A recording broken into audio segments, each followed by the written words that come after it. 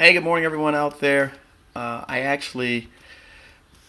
just finishing up a negotiation on a $5 million project. Probably gonna be closer to $6 million when we get through. And we just finished our conference call, and I wanted to share and have a dialogue with you out there because a lot of things that just happened on this call. I think a lot of people, when they get to this point, are going to be experiencing some of the same types of events surrounding their team members. And so I just wanted to talk about it today while it's fresh in my mind. And I just finished getting off this conference call that started at 8 a.m. this morning. So a couple things happened on the call, and this is really important for people to get. The first thing is that contracting officers, contracting specialists, and I've said this before, but I'll say it again, they have a really difficult job. A lot of people out there, we look at them as the enemy or the bad guy, and that even includes people from my side and my team members. We see them as adversaries, right? And really, I think that's the wrong way to look at these folks. The contracting officers and the contracting specialists, like I just got through talking to my team members, they are the ones that are going to make this thing happen for us. Um, you know,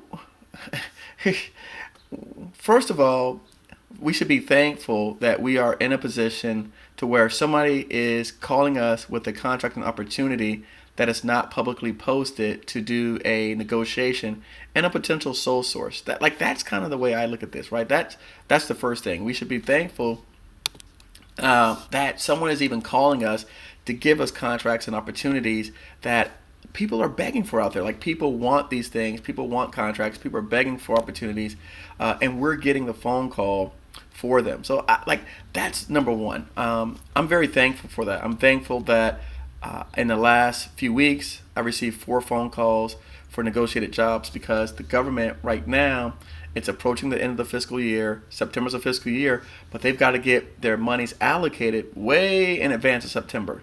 Yes, there's a few agencies that are going to wait until the actual September mark to really do some things, but at the same token, there are a lot of people that are getting a head start on this, and they're going to start making awards right away.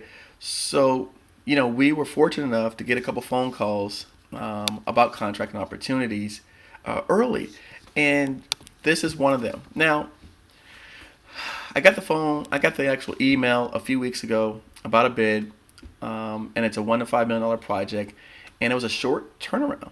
And the reason why they called us to negotiate it for sole source is because it was a short turnaround. And so my team knew that going into the matter, and we accepted that challenge. But at the same token, all of the things that come around with a short turnaround bid, they were talking negatively about those items, right? So even though we accepted the challenge of a short turnaround, high dollar bid, they were trying to use that as a reason for not getting the information together the way that it should have been because we didn't have a big window of time to put this whole proposal together. And I want everyone out there to know that because sometimes you ask for things and you get exactly what you ask for. So I always tell people, be careful what you ask for because sometimes you ask for these projects, right? You want this big job, you want a negotiated job, okay? And then you get that, and then you go, well, but it's kind of too big, right? It was yeah, I want it big, but big, maybe $1 million, not $5 million. Or I wanted it, but I wanted 2 months to take my time to really go through the numbers and digest. That's not how the government works. That is not how the government works. And a lot of people out there, and particularly my 8As and any other type of socioeconomic category in which they can sole source contracts, the reason why they are coming to you is because these things are last minute and they can't do them through the traditional means. Granted, yes, some organizations, some agencies give you adequate time to be able to turn over the numbers, but a lot of them don't. A lot of them don't. And I can tell you on one of the opportunities that I have, the contracting officer called me and said, I don't have a whole lot of time. I would have loved to put this out full and open competition, do an invitation for bid, and allow the local companies to bid it. But unfortunately, I wasn't given that time frame by his superiors. So they only gave him a few weeks to turn around this $1 million plus project. So he said the only way that we could do it is via sole source method. Okay. Now we all pray for sole source. We want sole source. We pray for this, but then we go, well, how am I supposed to bid $1 million project in a week? Part of what I always talk about, and we'll reiterate this like church, you have to be prepared. You have to get ready. You can't wait until something comes up to get ready. You got to have your team. You got to have your finances. You got to have your money. You got to understand all this stuff in place. You got to be ready. And to say, well, yeah, but I didn't know. Whenever you use but, all right, someone taught me this. Whenever you use the word but, you're like retracting whatever the original statement was. So if you go, yeah, the girl's pretty, but what does that mean, right? That's an exception. So again, yeah, you're skinny, but, right? So whenever you use the word but, you're retracting what you originally said, which means, I might as well throw that out the window. So whenever I hear people say that, that's in my subconscious. It's like, they're trying to convey the idea that they are in agreement with me with an exception. Moving forward, so we were told, I was told very clearly that they wanted to do on one of these particular projects a full and open bid, but they didn't have time, so they gave it to us. I'm thankful. I'm happy. Now, let's go back to this $5 million one and the lessons that we talked about.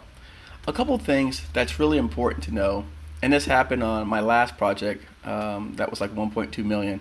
One of my project managers, in his efforts to try and appeal to the owner, right? So when you have a contract, and this is the way it works, and we'll just, for people who don't know this, when you get a contract with, the contracting officers are the ones who actually write the contracts.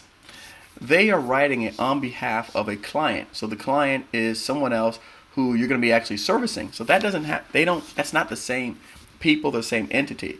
So the contracting officer's responsibilities is to take that client's needs, put it into a contract form, right? And then go out, and they're charged with finding people like us to make these awards who are going to satisfy those requirements. And sometimes, I can understand it's a tough juggling match to keep the contracting officer happy and then also keep the client or the agency that you're doing the work for happy as well. And in our particular case, what's happening is the contracting officer has a very clear set of plans and specifications that they want us to follow. And then the client, right, on their side, they may be saying things that are contradictory to those plans, to those specifications, to those requirements. And if you decide, right, to choose to go with, hey, this is the guy who knows the building, this is their facility, they know what's best, right, and you decide to make that person happy or appeal to that particular person, you are defying the contracting officer. And I can't express this enough, that there's nothing more that irks a contracting officer. And I've never been a contracting officer, but I've had enough conversation with them to understand there's nothing more that irks a contracting officer than to defy what they're telling you to do, because they are the ones that have the authority to obligate the government's spending and to obligate the government's funds. So if you defy them, you are defying the very person who gives you these opportunities. The facilities manager, the facilities owner is not the one that's giving you the contracts. It's the contracting officer. Now, granted, there are instances where we work with project engineers and program managers, and they make an influence over the decisions for who gets the contracts. Okay, but that's much different than doing something that's not within the scope of the requirements. And I've been struggling with conveying that to my team members, because a lot of times as a person, right, you want to do what to you appears to be what's common sense. So a lot of people use the word common sense to explain a concept that for them seems to convey a concept or an idea based on their own prejudices and their own experiences. And a lot of times, and particularly in my industry, and I'm sure in a lot of the other industries, IT or anything else, we we have people that have been doing this for 20 years, 30 years, 40 years, and so they already have their what they believe is the way that things should happen. So I'm up against that, and again, I welcome the challenge, but conventional wisdom is not always so conventional, and common sense is not always so common. And when you're working with the government, a lot of times we have to consider that, and that should weigh heavily on how your memo operandus. So how you operate and how you decide to work outside of the government is one way, and then how you decide to work with the government is a different way. So now let's get into what really happened and the reason for the conversation. A couple things happen. One is we have a short turnaround window with a $5 million project, and we have to go out and visit the job site. There is a clearly defined set of specifications and a clearly defined set of plans that we must adhere to and give a price for what's on paper. When you visit the job site and there's a determination made that there's something different that needs to be done that's not part of the specification or plans, you are supposed to write it down in terms of an RFI and send it to the government. That allows the contracting folks, specialists, and officer to include those items or incorporate them into your requirements or exclude them from your list of responsibilities. A lot of us don't necessarily give them a fair chance to do so, and we take it upon ourselves to presume that because of our common knowledge and our common sense and the way of doing business, these things we're going to include them anyways because we're helping the government, right? And so we look at it as we're helping the government. That's what we tell ourselves in order to justify our actions. And what I'm saying is you shouldn't do that. And I'm going to give some really clear examples. Number one, we were having a conversation, and one of my guys said, well, if the requirements and the drawings and the plans are in violation of the building requirements, then the facilities people are going to see us as being incompetent because we're not conforming to the building compliance, right? To the building standards. As a general contractor, you have to follow the Florida building code or the state building code, things like that. We are working on a federal facility, which means building codes don't apply. Whatever is in the plans and the specifications, they supersede any type of building code.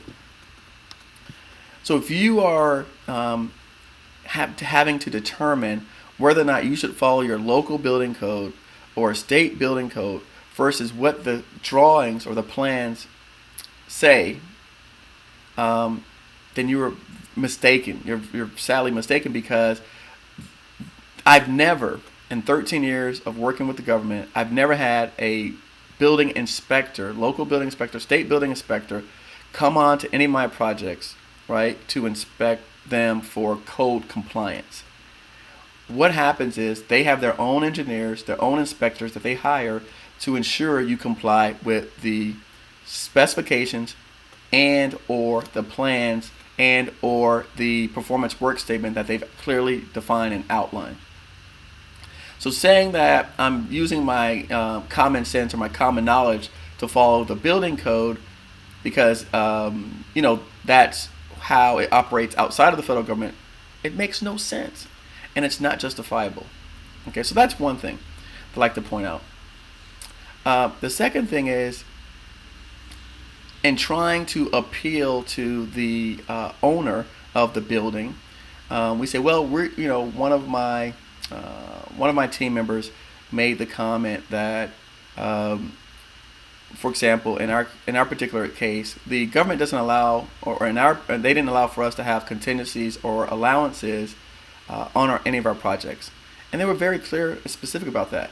If there is a change, right? So if you are doing something in the building or on the facility, and it includes IT, and there's a change, you have to come to them. You have to stop the project and say, hey, this is different from the scope of work, from the specifications. This is what we call differing site conditions. This is what it would cost to fix it. You guys make the determination. You have to stop the project. In the real world, as per my team members, stopping the project would delay the entire job, and so there may be some impact down the road for opening up a building or opening up a restaurant or whatever the case may be. In the government world, right? They don't. That's irrelevant to them. If they tell you that you are only to price the items that are listed, okay? If you believe there's something else that they've missed, you should send an RFI. But you're not allowed to pad your numbers to include things that you suspect may or may not happen down the road. And this was another area where we had a challenge. Going back to the conversation, this contracting officer specifically said not to have any direct communication with the building owner, because the building owner, anything that they tell you that's outside of the scope, that's outside of the requirements, okay, is considered heresy. And if you decide to do those items that are outside of your scope, outside of your specs, to appeal or appease the building manager or the building owner, she would ensure that they would fight to not pay you, because you were supposed to get that in writing before you were awarded the project, so that you do not have to come back and try and request for additional funds outside of what was obligated. I know that we all want to do the right thing. I know that we all think that, hey, Eric, so what are you saying? I got to make this person happy. I got to make that person happy. What I'm saying is you cannot get in trouble for following the scope of work, the statement of work. You can't get in trouble. You can't. It's when you try to take things upon yourself and go over and above is where you can get yourself in trouble. Because if you're expecting or wanting to be compensated or paid for these things, okay, because you thought you were doing a service and you thought that you were appealing to this person, keep this in mind. And I just told one of my guys that person is not giving us the contract. The guy who runs that building did not make the determination to bring us to the table to negotiate this multi-million-dollar contract. And so, this is something that's really critical and really important to say, because this same person on the contracting officer side, the contracting office, we've now negotiated probably 5 or 6 projects with them. So I'm telling my team, these are the people that you've got to keep happy. And if there's any questions at all, where anything deviates, just send an RFI. You can't go wrong sending it an RFI. You can't go wrong. Let's bring up another issue. One of the comments that my guys made when we were reviewing everything was, he said, hey, when we priced this particular bid, we put in there additional hours per week for our project superintendent. Okay, standard business weeks are 40-hour weeks. Okay, we put in our 50-hour week. And they said, well, why did you do that? And they said, well, because we figured we would save money by not having a superintendent and a quality control manager, and we would, we'd save the government money, and we'd add those additional 10 hours of paperwork duties to the project manager's job, right? So we're going to have a project manager, we're going to eliminate superintendent and eliminate a quality control guy, and we're going to add 10 hours to that person's role, and that'll save the government money. How do you think that went over? Well, what does the requirement state? That's the first thing that they ask. What does the specification state regarding the number and the amount of people that you have to have on this particular job? Within 10 minutes, the subject matter expert on the government's end came back and said the specifications call for a separate person to serve as the quality manager or the site safety super. One person can't have 3 roles. And you know what they said to us? It seems like you're deviating from the project requirements. So instead of us it being a good positive thing where we're trying to save them money, we look foolish because we were not following the requirements that they stated forth. I know it's hard. I just spoke with someone yesterday. I built a bathroom in a government building that they tore down the building a month later. I have a hard time sometimes with this myself, but I don't make the rules. I just follow them. And in government contracting, you're going to find oftentimes where even though you think that this is the best thing to do, and if you were in a private sector, if you were Amazon, if you were Google, maybe you wouldn't do things this way. Maybe if you're in the private sector, you'd be a lot more efficient, and you would it would help out in the process. At the same token, consider this. Doing things that you believe saves money, saves time, are more efficient, if it's defying the person who put this together, it's like you are overstepping your boundaries. And really what's happening is, and I say defying them, it doesn't, you may not see it as being defiant, but if it's outside of, if they've taken the time to put this thing together, right, and you do whatever you want, then you're essentially effectively defying that person's wishes and their requests. And even if you, in the private sector, you've done all of these projects and you never did it this way, and it doesn't make any sense, if this is what they're asking for, you have the responsibility to oblige these people. And if you do not want to oblige them, then maybe this is not the industry that you should be in.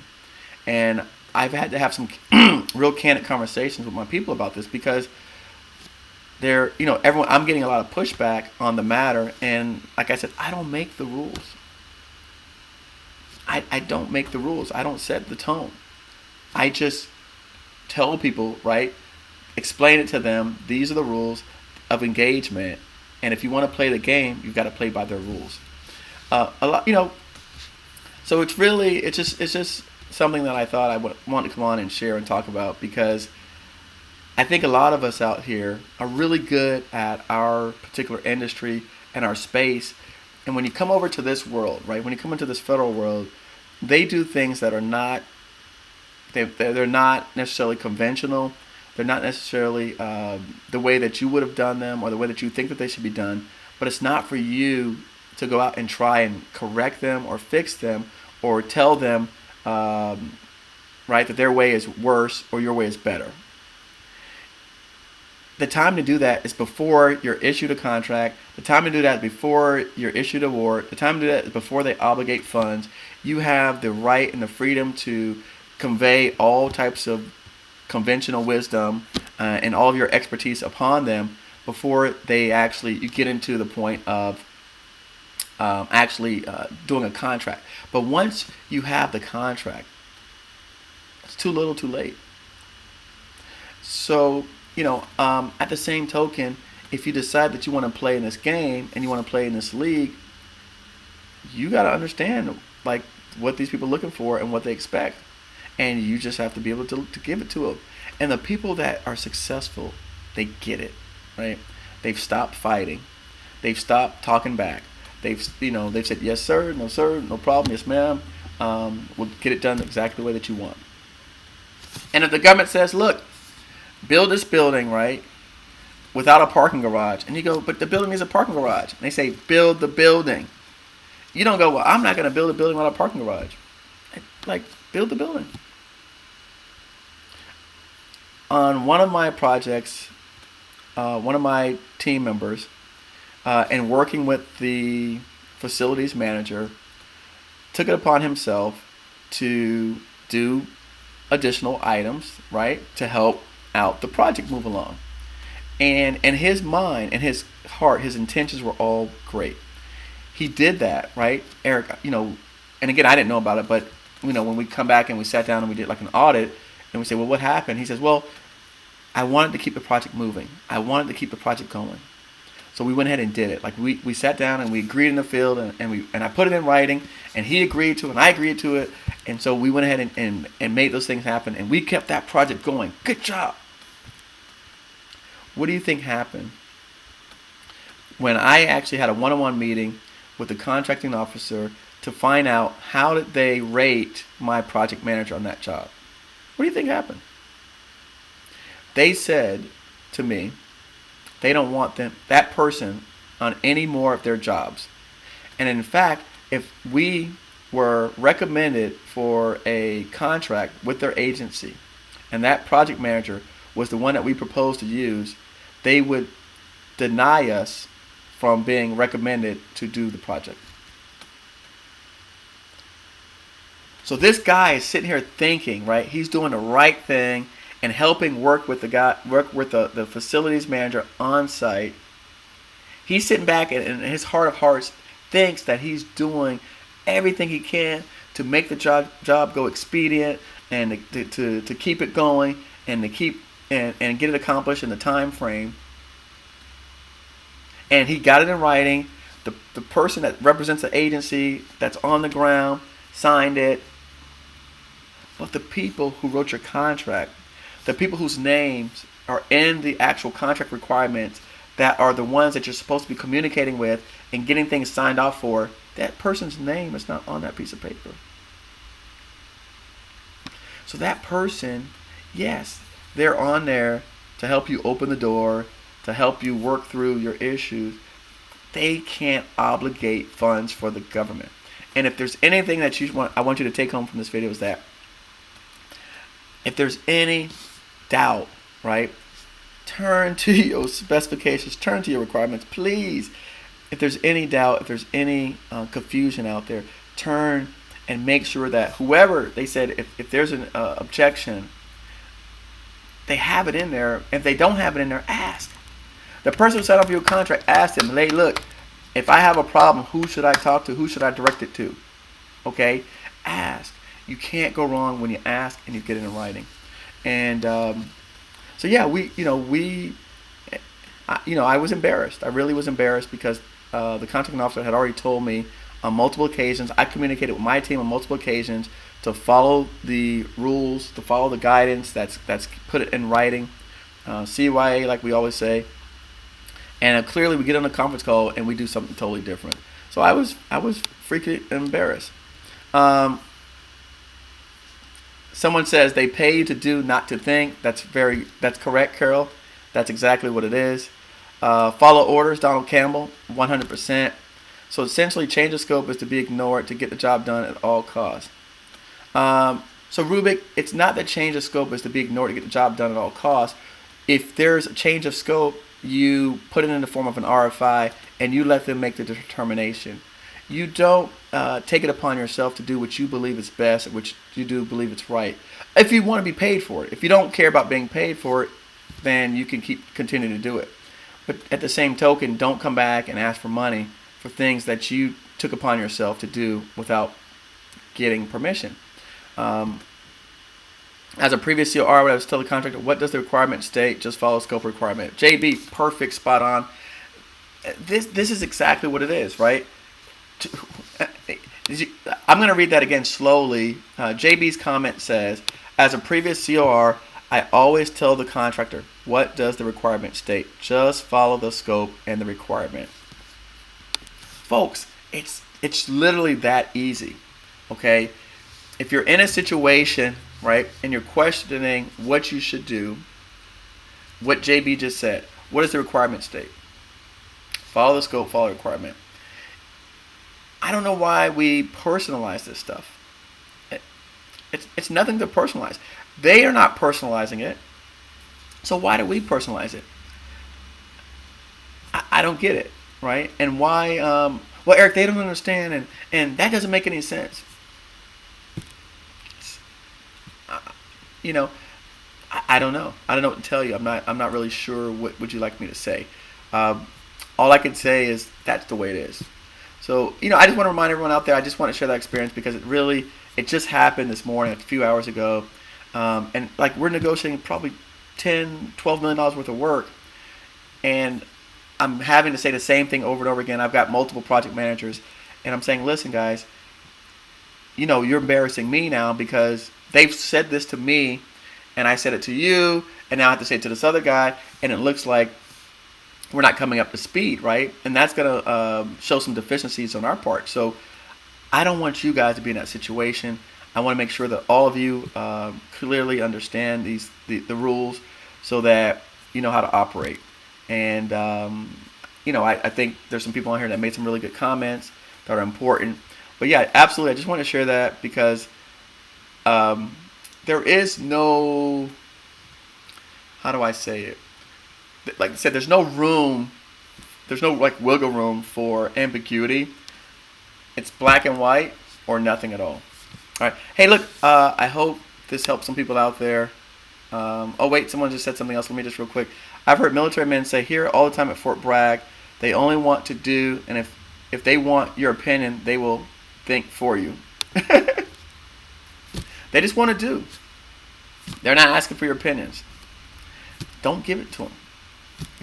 Don't give it to them. They just want you to do. No one gets in trouble.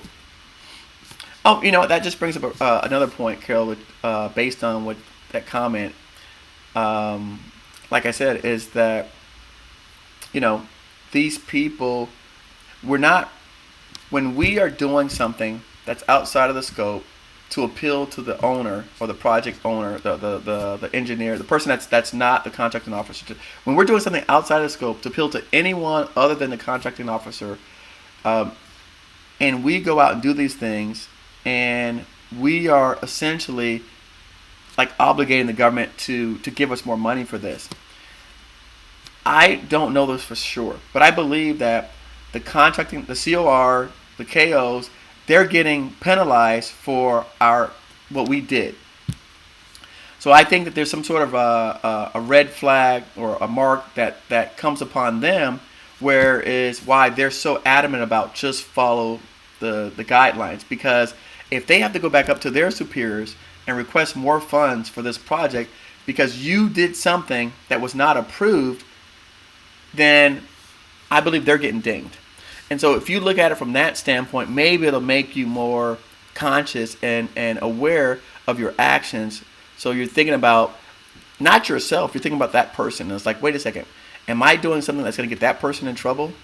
And if you do, why would they want to give you any more projects? Why would they want to give you any more contracts? Wait, I'm going to give you a sole source or negotiated contract, and then you go out and get me in trouble? And you want me to give you more contracts? Think about that. We don't think about those things. That's why I want to put that on the table. Because that's exactly what I told my guy. I said, look, you're asking this person, this woman, man, to give you contract opportunities, and then you go out and do something that oversteps their authority, and that not only oversteps their authority, they have to go back and explain it up to whoever else is their superiors. They got to explain themselves. I wouldn't give you another contract if it were me. I wouldn't. So why would you expect this person to? Out of the kindness of their heart? So look, hey, don't find yourself in that situation. I know it's a hard call, it's a gut call, but just, again, like we said in some of the requirements, just don't do it. Don't put yourself in that situation, and you'll be better off for it. All right? Hey, look, thanks everybody for watching. We're going to have some more content stuff coming up. Just wanting to share that. I think I'll be probably, as I'm experiencing things, I haven't shared a lot with people, but now that this whole PPE and COVID thing is dying down, I'll probably be coming out here a lot more often and sharing thoughts, concepts, ideas based on my experiences as they're happening, because I know a lot of people know me from the stuff I've done in the past, but I haven't told people what I've done like recent and relevant, and so that's why I came on today, because we're negotiating 4 contracts, about 10 to 12 million, and so I'm going through a lot of these experiences, and I want to come on and share it with you guys, because tomorrow that could be you. All right, hey, thanks so much for watching. I appreciate it. We'll see you soon.